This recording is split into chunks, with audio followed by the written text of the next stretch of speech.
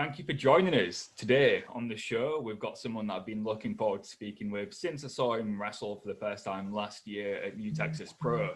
Today, we're joined by Campbell Myers. How are you doing? Good, man. How are you doing? Yeah, really good, thank you. What time is it where you are right now? It's about 12:30 almost. So Really? noonish, It's yeah. a very rare occasion that it's still light outside here when we're speaking to someone in America. Because it's Usually, what, 5 or 6 there right now? it's 20 past 5 now, yeah. So Okay, cool. Yeah, I was gonna say my buddy Ben's out there, and when we FaceTime him, it's always at weird hours because of the time difference. yeah, it's crazy. About 90% of the people we speak to are American, and we're Okay. just so used to like doing interviews at like 10 o'clock midnight, you know. Oh man, I can imagine.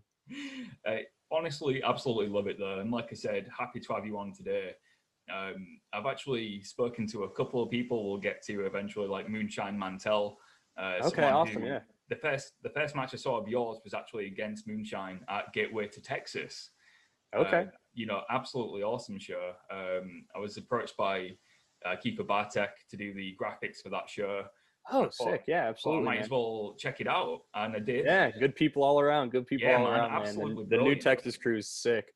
I was actually just training with Moonshine a couple weeks ago because he's back up in Kansas City now, which is where I'm at. So it was cool that we got to wrestle in his home state, and then I can still train with him back up here occasionally. So He was that's sick, actually man. telling me. He said he came up with the name Soup. He said he came up with it. Yeah, I He was was probably talking the to him. first. So he was probably the first one that called me it in wrestling. But to be fair, he was also one of the first people I ever had a training session with in wrestling. Right. So yeah, no, like, I've heard it my whole life because that's my real name. So it's kind of inevitable. I've heard that since grade school or whatever. But yeah, he was one of the trainers at the first place I started training before they shut down, and he started calling me that, and then that, like, I was training and wrestling a long time before I started having matches, and by the time it got to the point where I was having matches, I was like, everybody at shows just calls me Soup. They all know me from that, so like there's no need to really change my name at It's a this point. great It name. kind of stuck. It works. Like, especially for what you're doing. I love the merchandise you've got with just soup on it. Yeah, Supreme. yeah, I was Like, about to absolutely say works. the suit. Yeah, I was about to say the merchandise ideas were easy because it kind of just wrote itself. I was like, I could try to put, like, ignore it, or, like I said, it's inevitable though, so might You've as got well, to do it, man. I yeah, mean, might as well play into it. it's money on the table if you didn't do it. It's exactly what I told. That's exactly what I told my girlfriend. I was like, it's money on the table. Why leave it there? Hey, while we're speaking of New Texas Pro, I've got to bring it up. You posted a tweet earlier, or yesterday, I believe it'll be for you. It was a reference to the Pete Weber, "Who do you think you are? I am." And I'm a bowling fan anyway. I didn't think there was any other bowling fans in the You're world. a bowling fan? Yeah, I like So you. so I can't, like, talk bowling with you. I can nerd out about wrestling with you. I can't nerd out about bowling. However, I just got back from my bowling class. I have a bowling class every Monday at Right. 10 a.m. Yeah, dude, I just got back. I needed like a 1 credit hour class because I graduate this semester, so I could have done anything. And so of course I was looking at like the PE style classes, and there was a bowling one. So I was like, yeah, what the hell? I'll sign up for that. And so every Amazing. Monday at 10, I go and bowl like 3 or 4 games, and that's what my class is. Hey, are you studying the great Pete Weber then? He calls himself the Ric Flair Oh, of bowling. see, I need to get smartened up on that kind of stuff because all I know about him, or really any bowlers for that matter, is the, like, who do you think you are? I am. Oh, it's And brilliant. That's oh, like it's great. the Dusty Rhodes hard time promo of Yeah, bowling. yeah. And I was telling my buddy the other day because my TA in my bowling class is like, because obviously this was like, whatever, the 10-year anniversary of that moment. And he's just like, yeah, I had to mute the name Pete Weber on Twitter because I'm just so tired of. So I was like, I'm trying to think of the comparative for me. Like, when I say I'm a wrestler and people are like, oh, do you know John Cena? Like, that's probably what it is for him, who's like on the bowling team and stuff. People like are Pete Weber's probably the first person they bring up. So Amazing. Like, yeah, what oh, I love about absolutely. that saying is nobody even knows what it means. Like, No, it makes absolutely no not. sense.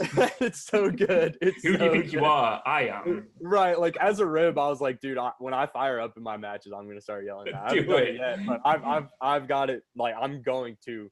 Uh, my next show is 01 USA in Illinois, and I was like, man, I can't wait to just hit something big and pop up and yell that at I everybody. love that man. And I like to think as well, Pete Weber, from what I know about him, is an old school Territories fan.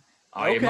I imagine he'd pop big if you found out you were using his quote in a match. Hey, that's all you have to say. I'm about to start spam tagging him in all of my Do posts now. it. Yeah, absolutely. You mentioned earlier, like when you started training, you got to train with Moonshine Mantel. Was that before or after Black and Brave? Because I know you're a Black and Brave graduate too. Right. So that was a little bit before my training was actually a little weird compared to a lot of people. So there's a place called NWL in Kansas City that Yeah. was almost like it was more than an indie. They were kind of trying, the way I saw it, they were kind of trying to almost become maybe like a Ring of Honor or something in Right. the long run. They had a training center. Which they had inevitably ended up turning into an event center for them too. It was going to be like their own little ECW arena that they Right. also could train out of. Um, Whatever. So that's where I started. And the trainers there at the time were Jake Durden, who had done Ring of Honor stuff and was one of their main guys, Hmm. Dak Draper, who's currently in Ring of Honor, Moonshine, and then occasionally Hoodie Howlett would also train there. And so I started there, and like I said, I was going to school, but I wasn't going to school where I'm at now. I was going to a different school that was like 2 hours away. So the only times I could go up and train were like luckily I got signed up to train right when like spring break started. So I got like my first full week of training. And then after that, it was like a couple Saturdays. Like I would come up each weekend when I could, because my school, like I said, was like 2.5 hours away. So I'd come and train on Saturdays and then go back, like stay with my parents, whatever, go back Sundays, get ready for Hmm. the week of school. But that literally only probably lasted like a week and a half. And it mixed in there too. They would have Saturday shows where I could sometimes get some training too, because if you were training there, you were kind of required to help with the shows, be security, do whatever needed to be done. Yeah. That lasted like maybe a month and a half, and then they shut down, like out of the blue too. Like even the wrestlers weren't kind of ready for that, I don't think, or at least the full time guys. Hmm. Uh, so that was like a big deal. Like I just remember sitting in class one day, and I like logged on and was like, I think the Regal Twins were the first tweet I saw that like I knew something was wrong, because the Regal Twins tweeted and were like, they had changed from their NWL names, which was Royal Blood, and their Twitter was like, the Regal Twins again. That said, we're open for bookings. And I was like, what do you mean you're open for bookings? I wondered if they had like had a falling out. So then like I started scrolling through Twitter, and then all the full-time guys were like, yeah, we're open for bookings. And I was Oh, like, oh, whoa. what? So yeah, I was like literally in a sociology class that day. Like I found out my school was done. So luckily though, a month and a half is enough time to make enough connections. So from there, I was able to get in cars with Dak, get in cars with Moonshine, Hmm. and I would just go help out with all these bookings they were getting on. I would help out with the shows, because a lot of the times these shows were cool about letting me get in with them before the show and getting a little, maybe like an hour of training. And even if I would just learn one or two things, it was kind of like spot training at all these different shows when I Yeah. could. And then by then I had transferred back. I was going to a school much closer. So I was doing that kind of spot training and training when I could. Occasionally there'd be opportunities for us to go up weekly and use an old ring a couple hours away. So it was just like kind of getting it where I could. And eventually I was just like, man, like I'm like, could probably get match ready from here. But I just felt like I was kind of in a purgatory with all that spot training. It was kind of weird. Yeah. And eventually I was just, and we had run into the Black and Brave guys all the time, because I was not that far from Kansas. Like we were at a lot of the same shows, and like I'm friends with all of them now, but I tell them at the time, like they would all walk in and they'd be in like Black and Brave gear, and they'd all hang out with kind of just each other. And I was like, I'd come back and tell my mom, I was like, man, like I saw the kids from Black and Brave, like they're like Cobra Kai Dojo kind of like I they, was gonna they say like Cobra Kai, the dude, cool literally kids. that was the exact analogy I used. I was like, mom, they're like Cobra Kai, like, and obviously I didn't have a place to train, and I was like, that wasn't really an option though, because to me I was just like, dude, like I there's no chance I can, one, come up with that kind of money, and two, like just pack up my stuff and Mm. go live in Iowa for 3 months.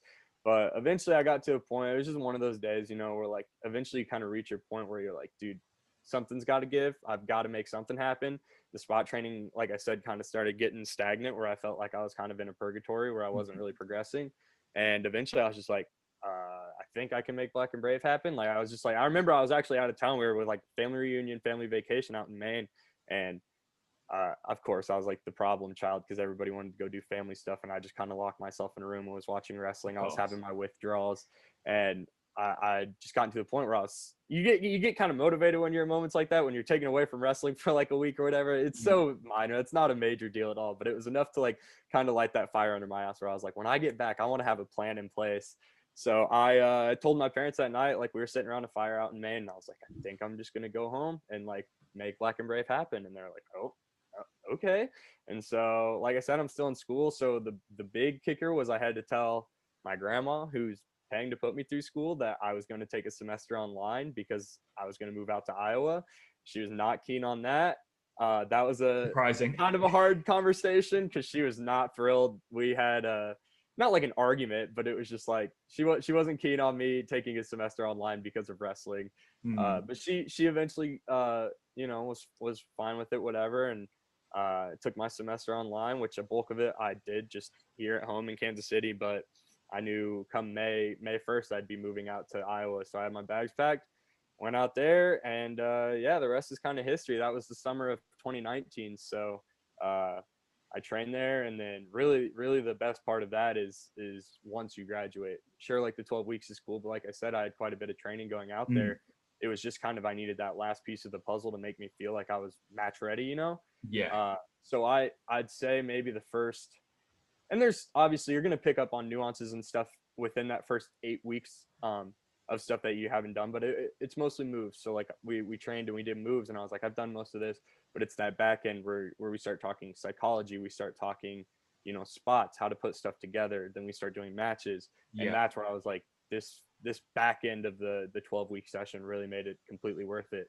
But then what's even more worth it is, like I said, once you graduate, that is a kind of forever resource. So I can send my matches to all 3 coaches. I can go back and use the gym when I want to, which I try to pretty often. So man, that's kind of in a nutshell my training, which I know that got kind of long and I went on a tangent, but it was kind of a bizarre way of getting trained just because of the ups and downs of NWL starting and closing, and then spot training and doing what I could, but first of all, I think it's cool that you saw that there was a piece of the puzzle missing before you got match ready.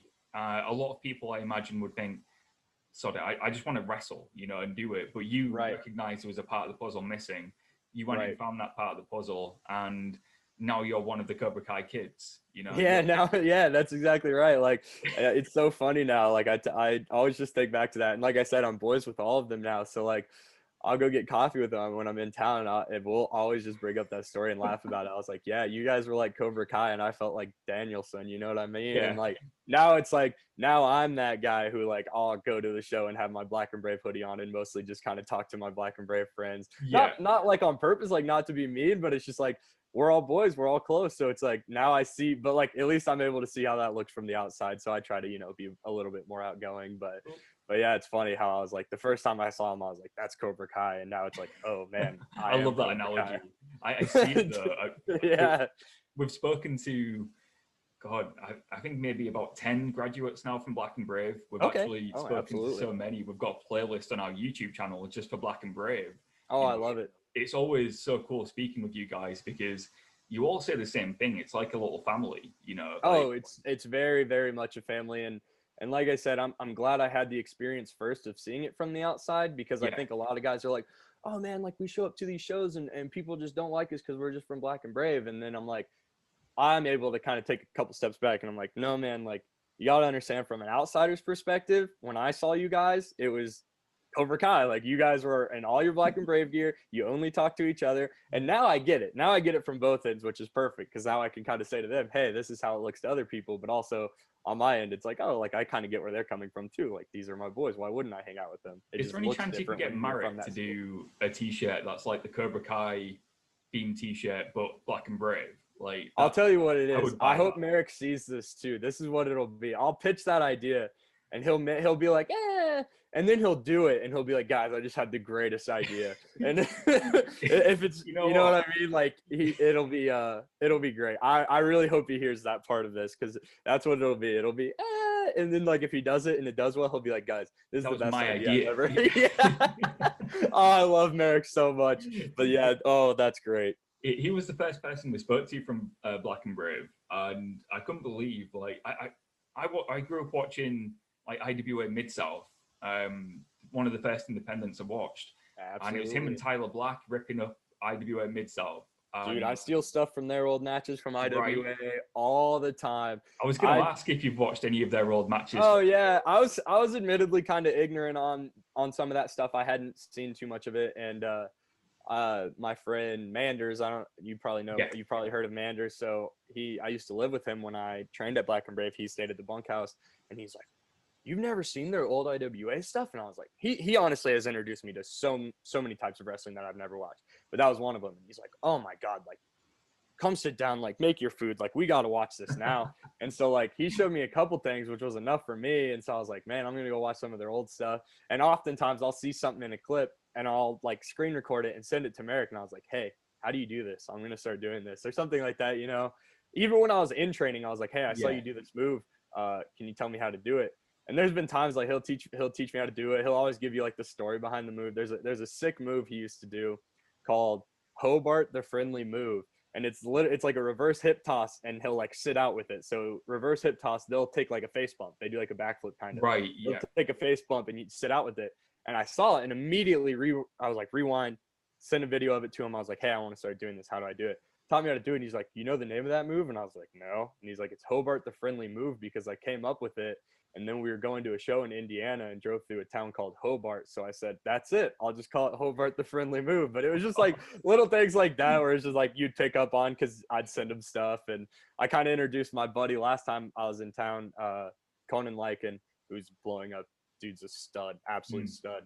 And I was showing him an old Merrick highlight tape. And I was like, he's like, I'm going to send this to Merrick. I want to do this. And I said, bro, watch this. In like 10 seconds, you're going to send this clip to Merrick. He'll tell you about the move or whatever. But I was like, you know what he's going to say. And like Conan looks at me. He's like, he's going to tell me he was good. I was like, yeah, he's going to say he was pretty good. And dude, literally verbatim, he replies like after a couple texts and he's like, yep, I was pretty good.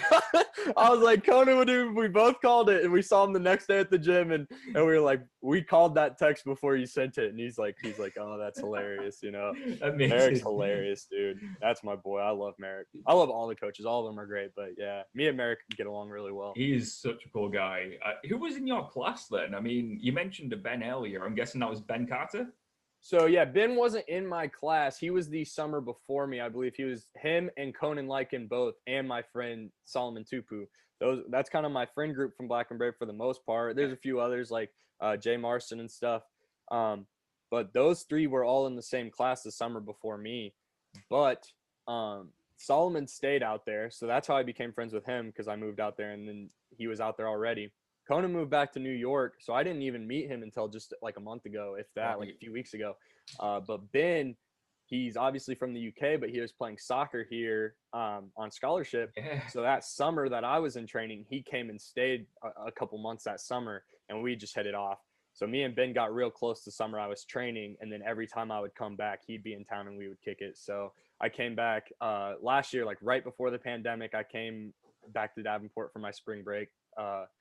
So I'm such a nerd. Like all my friends went out to the beach and partied for spring break, and I like went and wrestled for a week, just training, just hanging, being a gym rat at Black and Brave. Man. Yeah, but like to me, it doesn't feel like it's dedication. It's just like that's kind of what I want to do, you know. Yeah. So it's fun.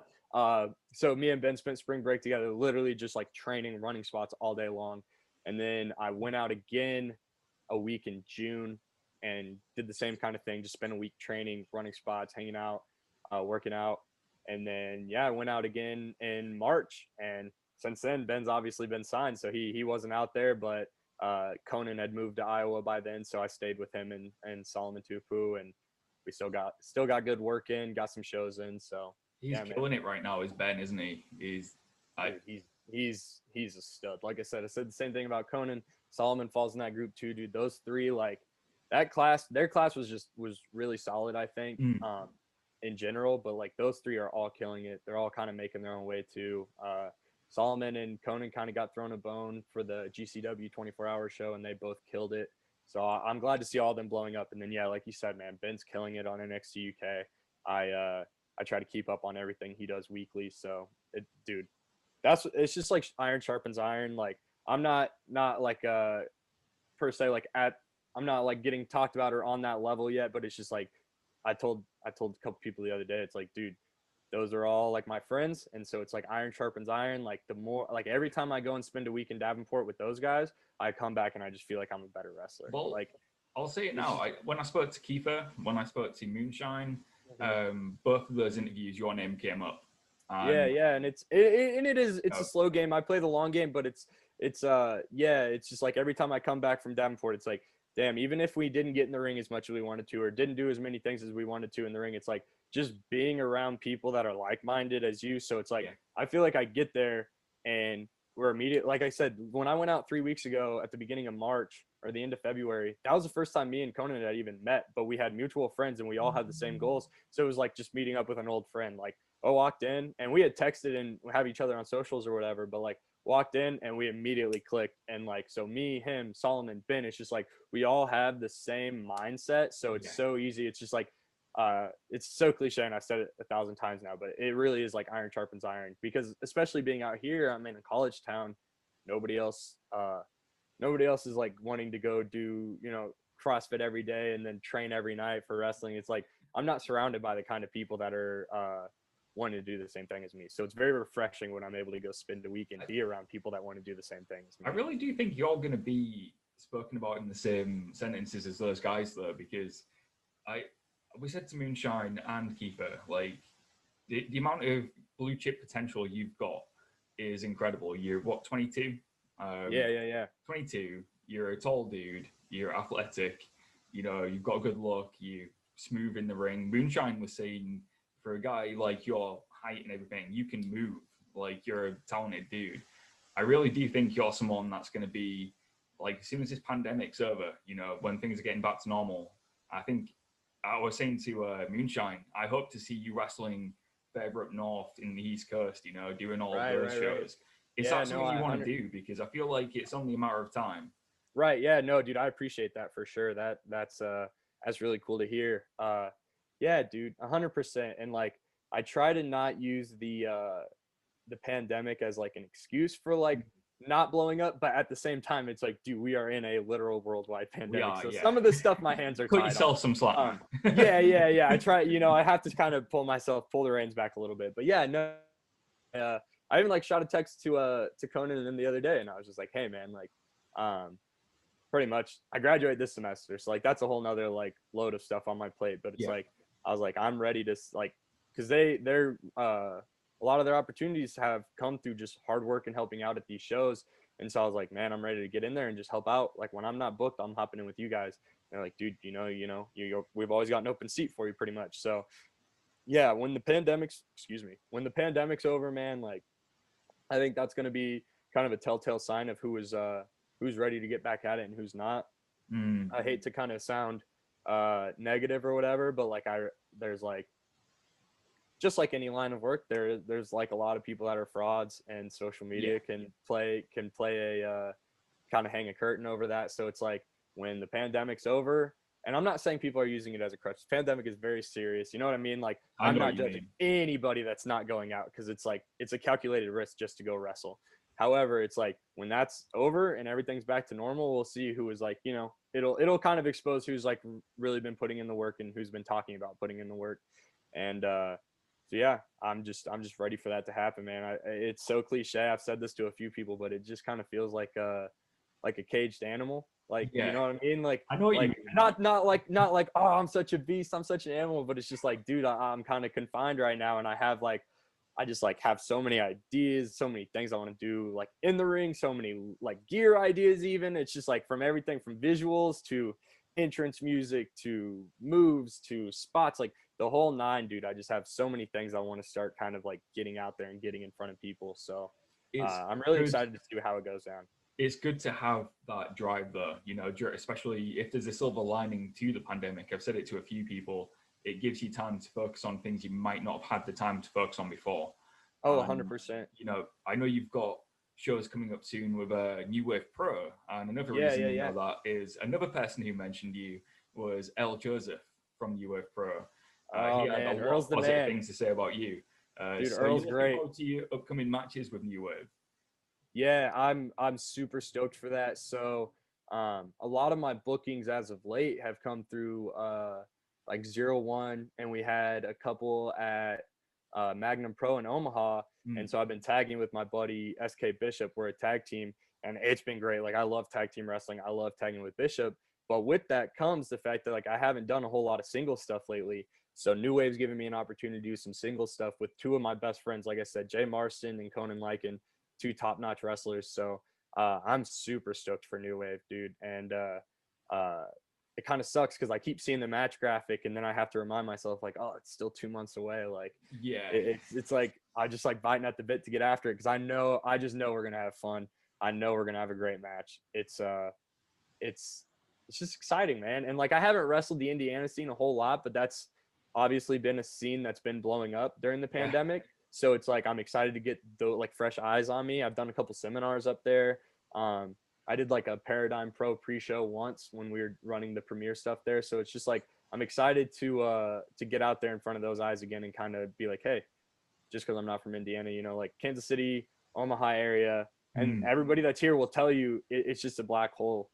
There's not much going on. There's a really good promotion in Kansas City called Journey Pro, but besides that, and then there's Magnum Pro in Omaha, but other than that, man, it's kind of like a black hole. And like most people will tell you, like, I've had so many vets come up to me and they're like, dude, if you want to make it, you got to get out of Kansas City. And like, to an extent, I get it. It's just like a black hole. There's not a lot going on here, and there's not a lot of people talking about the wrestling scene here. So to me, that's like a chip on my shoulder. Again, not to exaggerate it or be dramatic, but it's like a chip on my shoulder. Like when I go to a place like New Wave and I'm like, this whole locker room is all guys that are getting talked about frequently on Twitter, and again, not to put too much stock in that. Social media, Twitter world's not real, whatever. But it is like a lot of people can up their stock just from getting talked about on Twitter. Like that's part of the game now. And it's a double-edged sword, but you got to play that to your advantage. So to me, it's like, all right, now I can come and show like, hey man, just because like I'm not in this crew of people always getting retweeted or talked about, like now that can start. Like that's where that starts for me. That's kind of like a launching pad. At least that's how I see it. I think you can use that to your advantage sometime. 100%. Like not being in that group of people always spoken about on social media. Whenever I find out there's a wrestler who isn't as active on social media, but I enjoy the work, it makes me want to reach out to them more for some reason. It's like they're elusive. And I want to see them like more. Tim Thatcher's like a prime example of that. Like he didn't have any social media. Like that's so mind blowing to me. And I think that like added to the mystique. Exactly. He wasn't as accessible. You know what I mean? So I can't say I'm in the same boat. I'm addicted to social media. I tweet a million times a day. Like I'm so annoying on Twitter, but like I said, it is at the end of the day, it's still a tool, and it is part of the game. So I probably sound like so like, you know, bitter young vet where I'm just like, oh, no one talks about me on Twitter, but it's not like that. It's more of like I said, kind of chip on my shoulder. Like, hey, I can hang with these guys that people are talking about. So I'm just excited to be able to showcase that. Well, what can we expect to see from you in 2021 then? I know it's like hard to say with the pandemic, but I know you wanting to, I'm guessing wrestle more places, obviously. Yeah, 100%. I've got a couple, you know, like a bucket list for this year. I don't know. Like I'm halfway between being like a super goal oriented person and then someone who just wants to like, who doesn't want to limit myself to just the goals that I have. So it's kind of weird to say. Like I said earlier, I have a ton of ideas, a ton of stuff I want to get out in front of people, and just not just in my head. I want to get it out in front of people. I got some cool stuff lined up already. There's been a couple promotions that I haven't wrestled for yet that I've got lined up that I'm super stoked about. But really, I kind of want 2021 to be a wake up call, maybe for, again, it's so cliche. I hate to be the guy that's like, oh, people are sleeping on me. Oh, like you know, and it's not like that, but it's like, I want it to be a wake up call. Like, I'm vain, dude. If you're a pro wrestler, you're vain. You want people to be like, oh man, like you're so good. I had no idea. Or like, oh, so-and-so mentioned you in a tweet and, you know, said you should be booked everywhere. So-and-so retweeted your tweet. Like, it's, dude, if you can't say you're a pro wrestler and say that you don't care about that kind of stuff. Even as a podcaster, it's the same. Yeah, dude. It's like everybody's naturally vain, and like my mom will laugh at me because I'll tell her that. She's like, I was like, Mom, I gotta find something to post on Instagram. She's like, why? I was like, cause I feed off of that. Are you kidding me? It's so ridiculous. Drop of dopamine. It's so ridiculous. But yeah, that's part of it. And I would like to maybe dial back on caring about that stuff so much. But 2021 for me is I want it to be a wake up call. I want to go out I want to start doing stuff in front of people to where they kind of I don't really know how to word it. I mentioned Bishop earlier, and we've had a lot of like long car rides together where I've mentioned it where I'm just like, dude, kind of back to the black hole thing. Like we're doing some cool stuff. We're doing some stuff that I think we'll kind of get over. It's just like there's not eyes on it yet. And it's for me, it's like I want to get eyes on the cool stuff and the work that we've put in. I just want to get eyes on it. So it would Bishop, be cool to see you come to the UK at some point, man, when you can. You know, I've actually mentioned that at a couple training sessions now. That is like a goal of mine, but I need to get my passport because that's how it came up the other day was I was telling Bishop, I was like, dude, it's hard for me to say that wrestling in the UK is like a goal of mine if I don't even have a passport. Like that kind of makes me seem fraudulent. So that's on the bucket list. I want to get, man. Sometimes I want to get on the passport. Out is go wrestle in another country. You know? Yeah, no, I'm a admittedly a huge fan of like a lot of my favorite wrestlers come from the UK. So, and now that Ben's over there too, it's cool. I get to watch him kind of mix it up with guys that I watched on the independent scene.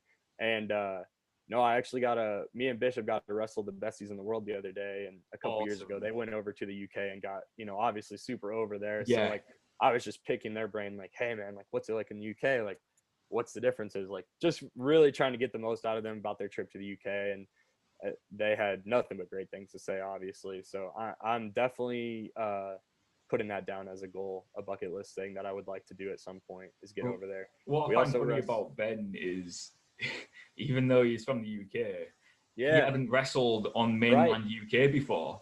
Yeah, his first time wrestling in the UK was NXT UK. Yeah, he did like a couple things, I think, there in Jersey. Yeah, like smaller scale stuff before he came out to the States, and then all of almost his entire independent career was in the States. So crazy, I think like it's kind of like it's sick. Like I'm glad he signed, but it's like damn, I would have liked to have seen Ben in places like Progress or like Fight Club Pro. You know what I mean? Like that would have been really cool to see. But I mean, obviously he's kind of.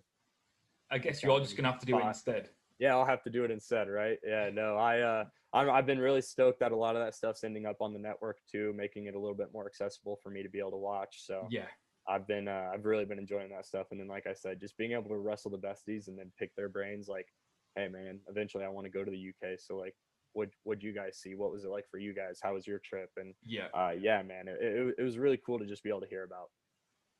Awesome, man. Well, before we start to wrap up, I know you've got merchandise. I said earlier, you've got some of the coolest merchandise I've seen. I just love how simple it is. I love the whole Supreme thing. Brilliant. So tell everyone where they can find your merchandise and where they can find you on social media. Yeah, absolutely. So I have the soup, like the Supreme logo soup, shirts and hoodies. And there's just like a plethora of different color options. They're all through my storefront tier website, which I have linked up on my Instagram and my Twitter. Mm-hmm. So my Twitter is at Campbell Myers 01, and it's a pinned tweet. So the link's right there. And then my Instagram, it's a highlighted story. And then aside from that, I also just have like 8x10s and like rubber wristbands on hand that I'm just shipping straight out of my house. So like those I just kind of do through DM me to place that order, and then I get those shipped out. But as far as like the Supreme stuff, that's all through storefront tier that I have linked on both Instagram and Twitter. Awesome, man. Well, thank you so much for coming on. Absolute pleasure speaking with you. Yeah, thank you. Let's get you back on in the future and discuss what your plan is then when things are up and back up. But until then, Campbell Myers, we've been Ringsiders. See you soon. Yeah, thank you, man.